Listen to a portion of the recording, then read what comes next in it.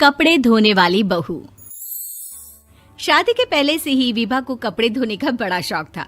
कभी नल के नीचे तो कभी तालाब के पास। अरे मेरी नीली वाली लुंगी नहीं दिख रही है। विभा की अम्मा, कहाँ रखी है लुंगी? अरे वो तो विभा ने परसों ही धोकर रखी थी आपकी अलमारी में, देखो वहीं होगी। वो ना मैंने आज धो दी, मुझे लगा कि गंदी हो गई होगी। अरे कैसे गंदी हो गई थी? उसे तो मैंने पहना भी नहीं। हे भगवान, इस लड़की के कपड़े धोने की आदत से परेशान हो गया हूँ मैं। जितना तो घर में राशन नहीं आता, उससे कहीं ज्यादा डिटर्जेंट पाउडर का खर्चा है। इसकी शादी करवा दो, शादी जाए अपने घर में ही करे काम, फिर चाहे घर के कपड़े धोने हो या पूरे गांव के।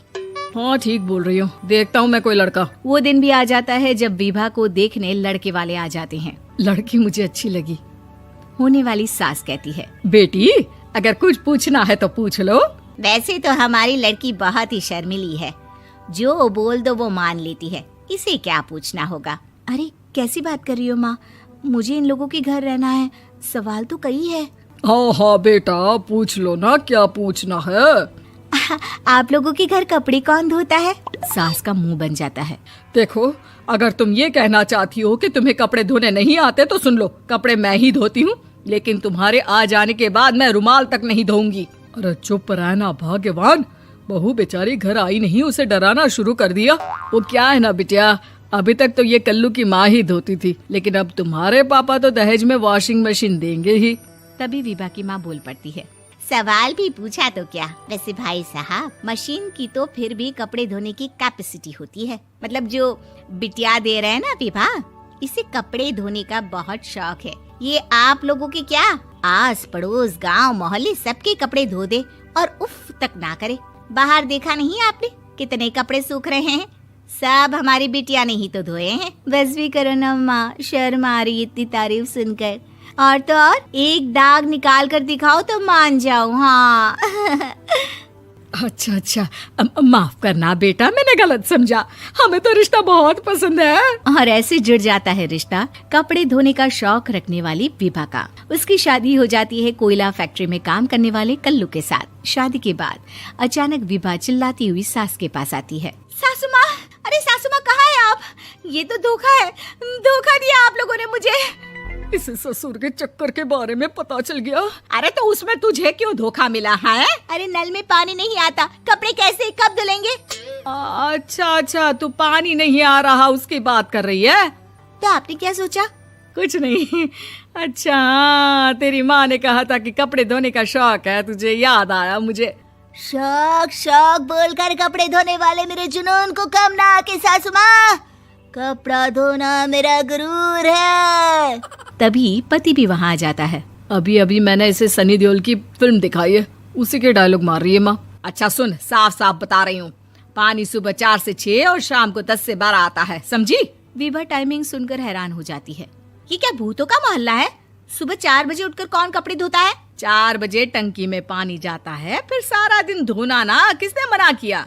अरे कैसी बात कर रही हैं? 200 लीटर की टंकी में कितने कपड़े धो लूंगी मैं? सुबह ही उठ जाऊंगी मैं। अब क्या था, विभा सुबह 4 से लेकर रात के 12 बजे तक कपड़े ही धोती रहती। एक रोज सास पड़ोस से निकलकर कहीं जा रही होती है कि साथ वाली कहती है, हाँ कल्लू की माँ, जरा ये बताओ कि 2 साड़ी है, 2 ब्लाउज और एक पेटीकोट और एक नाड़े वाला लंबा कच्छा।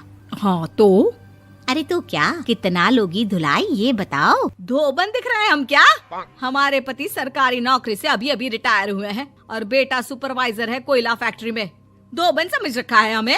हाय रे कल्लू की अम्मा, माफ कर दो, वो तो मोहल्ले में यही सब बता रहे थे कि तुमने बहू को कपड़ा धुलवाने के काम में लगा दिया है। सास को पड़ोसन की बात सुनकर गुस्सा आ जाता है। वो घर पहुंचती है जहां घर के बाहर ही इतने सारे कपड़े सूख रहे होते हैं जितने कि किसी धोबन के घर पर। अरे ओ कल्लू की दुल्हन, बाहर निकल।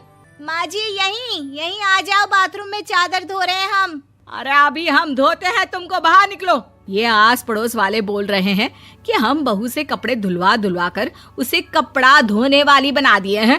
अरे छोड़ो ना माँ जी, किन लोगों की बातों में आती हो? आस पास के लोगों का तो काम ही होता है कि वो किसी तरह सास बहू को लड़ा दे। बहू सारे घर के कपड़े धोती है, ये क्या कम है? बोलिए। सास को भी लग जाता है कि वो बहू का ये सनकीपन नहीं छुड़वा सकती, इससे अच्छा है कि खुद ही चुप हो जाए।